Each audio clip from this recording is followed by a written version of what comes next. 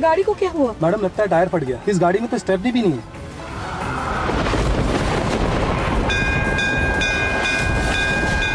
मंदिर की आवाज। मम्मा, मुझे लगता है शायद यहाँ भी कोई मंदिर है। पत्नी कहीं पहाड़ी वाले काली माता का मंदिर है ही तो नहीं? हो सकता है।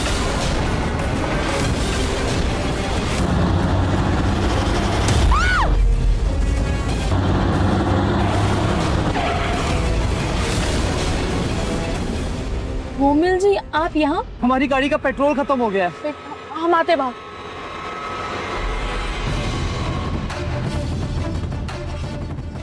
रोमिल जी, हमारी भी गाड़ी का टायर पंचर हो गया है।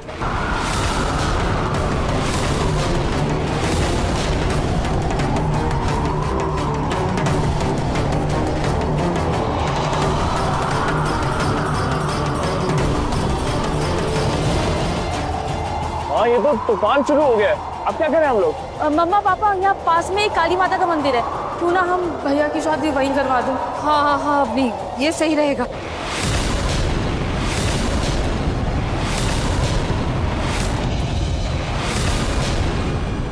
नहीं। क्या हुआ माता जी? वो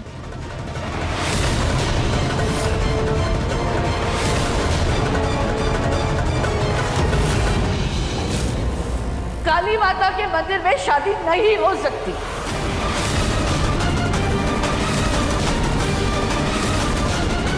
नाहर की दवा का नशा उतरने से पहले ये शादी होना बहुत जरूरी है, चाहे मुझे मरी हुई रूही के सामने ही क्यों ना करनी पड़े।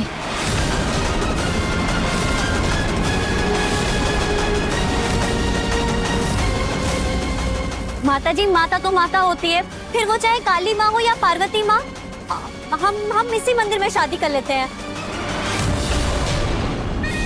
मतलब I mean, नाहर की भी तो तबीयत सही नहीं है ना, कर लेते हैं, इसी मंदिर में कर लेते हैं।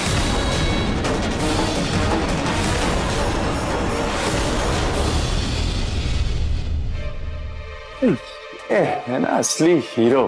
क्या बात है। जाने एक्टिंग के नाम पर क्या क्या करना पड़ता है इस खूबसूरत चेहरे को।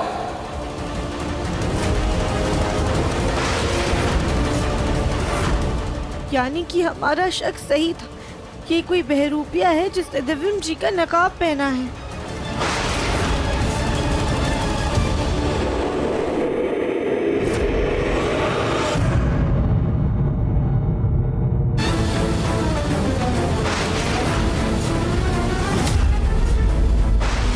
मुन्ना?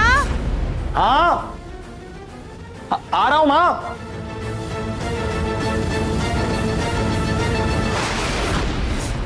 दिव्यम जी को लड्डू से बहुत प्यार करते हैं, तभी हमें लगा वो लड्डू पे हाथ कैसे उठाएंगे।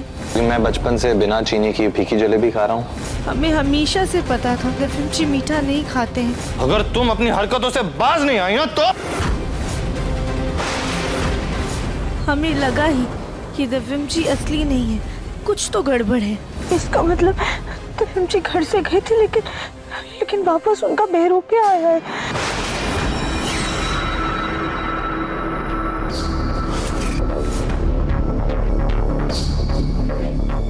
सुबह से हमने रूही को इतने फोन किए, ना उसका फोन आया है और ना ही कोई मिस।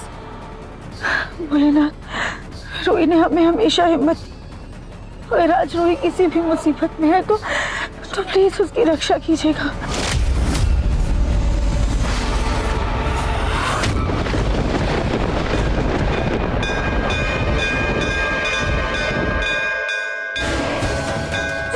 डर नहीं लगता क्या तुम्हें?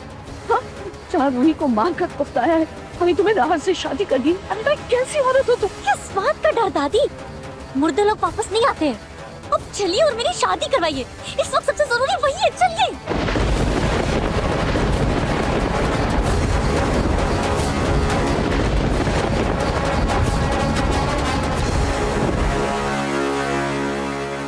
चलो जल्दी चलो।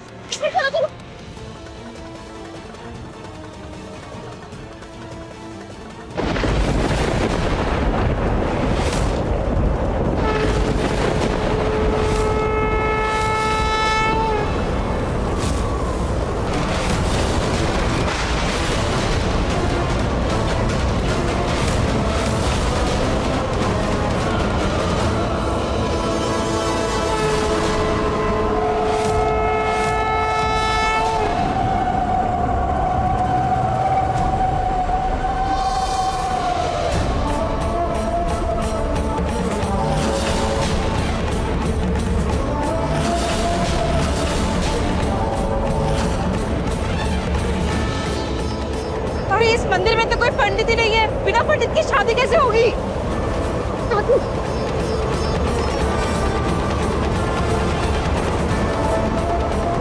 शादी दो लोगों के बीच बस एक चुटकी सिंदूर, वरमाला और मंगलसूत्र पहनाकर होती है। अभी इन दोनों की शादी यही करवा दो, फिर घर जाकर पंडित से विधिवत शादी करवा लेना।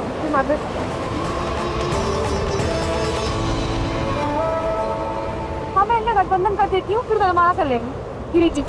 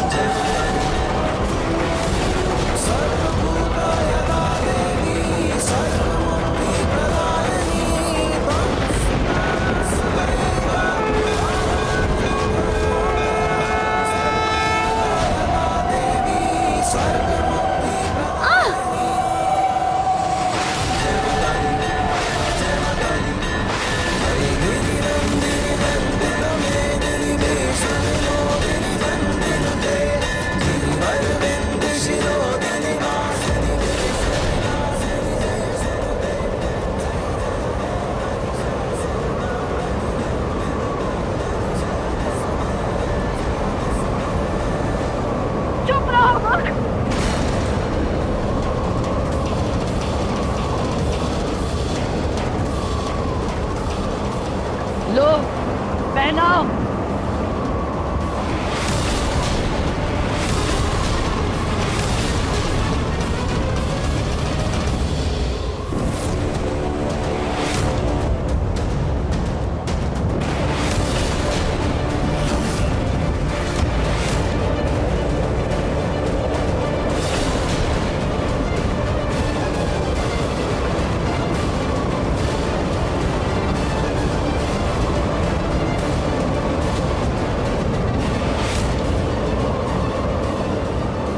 अब नहीं, ये पकड़।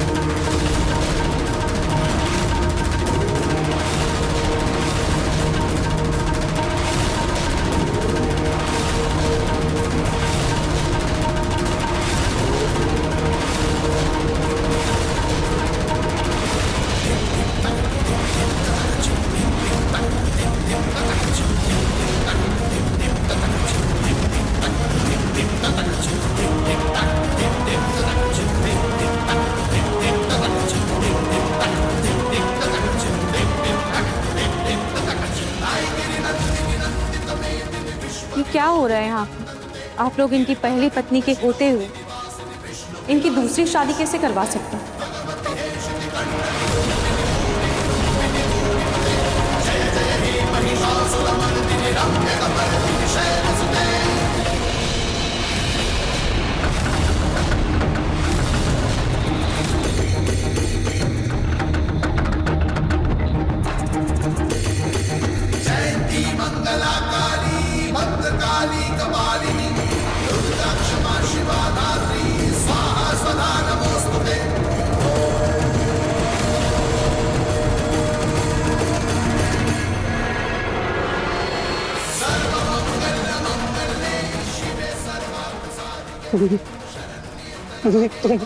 तुम वापस आ गई रोही।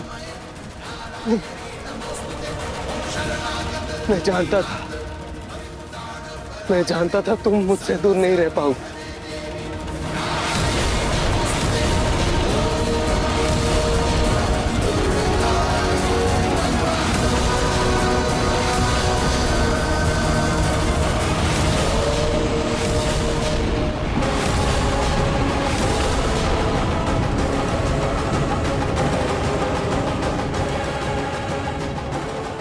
ये क्या पहन रखा है मैंने?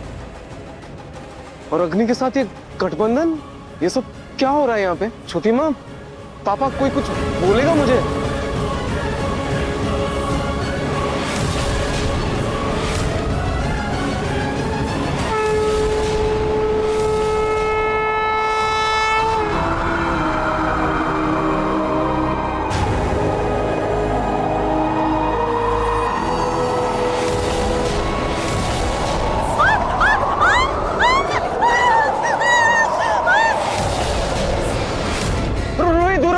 रोही दूर।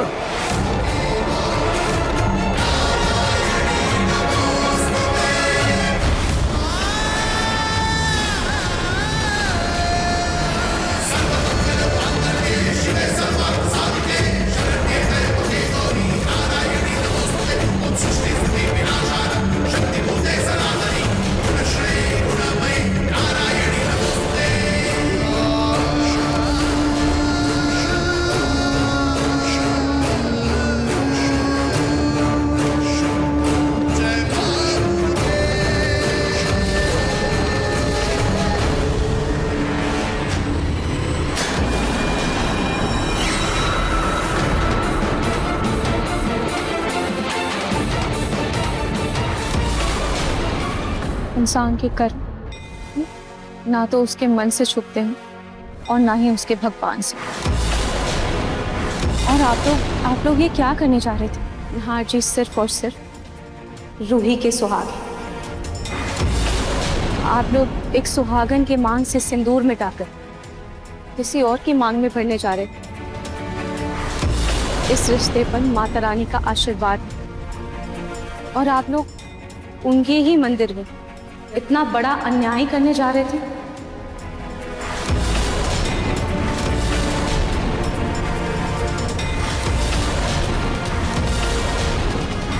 कैसा अन्याय रूही? अन्याय तो तुम कर रही थी मेरे नाहार के साथ। तुम्हारी याद में नाहार अपनी सुध बुध खोने लगा था, हर जगह उसे तुम ही दिखाई दे रही थी। और तुम बिना लल्ला और नाहार की परवाह किए बिना उन्हें छोड़कर चली गई। और अब यहाँ पता नहीं अचानक से कहां से आ गई तुम। मम्मी जी, आप भूल गई। आपने ही तो मुझे बाबा जी के कहने पर दादी के साथ मंदिर पूजा करने के लिए भेजा था ना?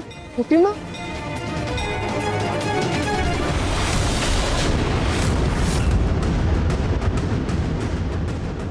लेकिन रूही, तुम उस दिन मंदिर आई थी, तो फिर मंदिर के बाद घर क्यों नहीं आए? कहाँ थी तुम? नाहार जी, मैं यही मंदिर में माता रानी की सेवा कर रही। लेकिन रूही, दादी बोल रही थी कि तुम उन्हें मंदिर में छोड़कर कहीं भाग गई, है ना दादी? और तुम्हें ढूंढते हुए मैं यहाँ तक आया था, लेकिन तुम मुझे कहीं नहीं मिली। रूही कैसे दिखेगी? हमने अपनी दिव्य दृष्टि से देखा था कि रूही भाग गई थी। और हाँ भाभी, वो चिट्ठी जिसमें हमने देखा था कि अब घर छोड़कर जा रही हैं, और आपका अलमीरा भी हमने देखा था, वो पूरा खाली था। फिर भाभी वो सब क्या था? रिलैक्स। अच्छा बहुत हो गया, सवाल जवाब बहुत हो गया। मेरी रूही वापस आ गई ना, मुझे अब कुछ नहीं जानना है। चलो सब घर चलते हैं। मुझे जानना है नाहर, रूही के जाने के बाद तुम और लल्ला कितने तड़पे थे, कितना परेशान हुए थे, वो मैंने देखा था। इसलिए मुझे जानना है कि रूही कहाँ गई थी और क्यों गई थी। बोलो रूही, क्यों तुमने वो चिट्ठी लिखी थी? क्यों हम सबको इतना परेशान किया? और हाँ रूही, एक भी सवाल का कोई गलत जवाब मत देना, क्योंकि हम सब ने तुम्हें सीसीटीवी में देखा था। मुझे माफ कर दीजिए, मेरी वजह से आप सबको तकलीफ हुई। और हाँ, ये बात सच है कि वो चिट्ठी मैंने ही लिखी थी।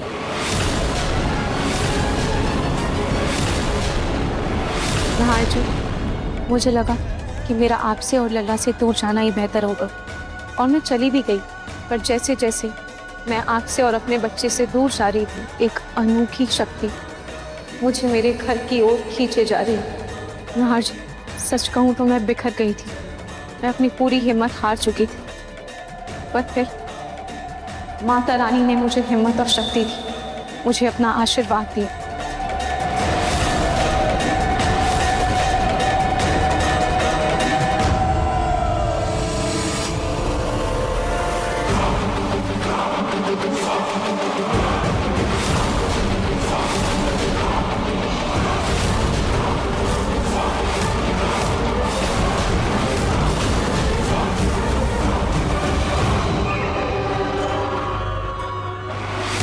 जी, मुझे लगा था कि मैं किसी बुरे सपने से घिर गई, इसीलिए मैं अपने मन की शांति के लिए माता रानी के मंदिर आ गई। और जब तक मैं घर वापस लौटती तब तक आप लोग यहाँ आ गए। लेकिन नहार जी, आप इन कपड़ों में?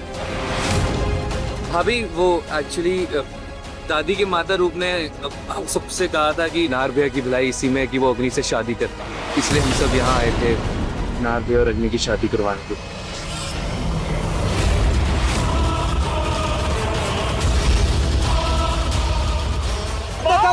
दादी, माँ, माँ जी, माँ क्या हो गया आपको? माँ आँखें खोलो माँ। पापा, मुझे लगता है दादी को हमें डॉक्टर के पास लेके जाना पड़ेगा। डॉक्टर की कोई जरूरत नहीं है, मौसम खराब होने की वजह से इनको कंपकपी हो गई होगी। मैं अभी इनके ऊपर गंगाजल छिड़क देता हूँ, उससे तो अधमरे इंसान भी जिंदा हो जाता।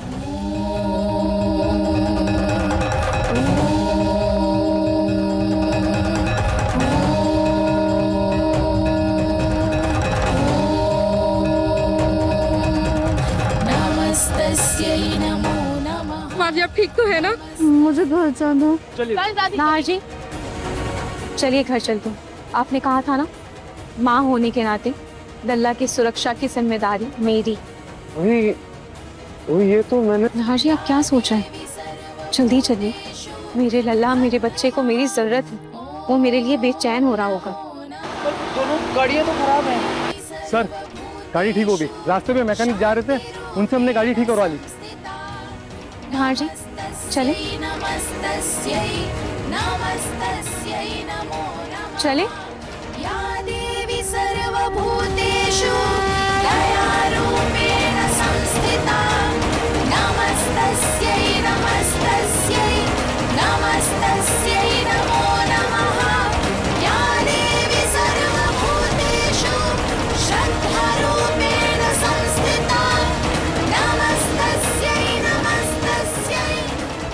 चलो